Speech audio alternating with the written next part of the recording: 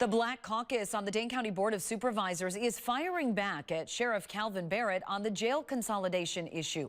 Earlier this week, the sheriff held a press conference alongside his three predecessors to discuss the need for a new and improved jail.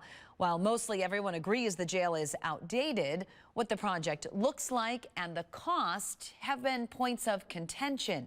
The press conference did not sit well with some members of the Dane County Board. They felt personally attacked and said the sheriff was blaming them for holding up the project.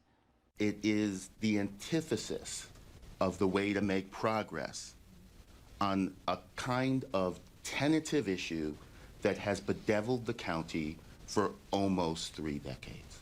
Being divisive and dishonest does not make for a good working relationship.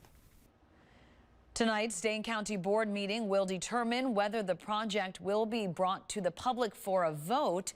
The Black Caucus believes that should not happen because taxpayers don't have an exact amount in terms of how much the project would cost.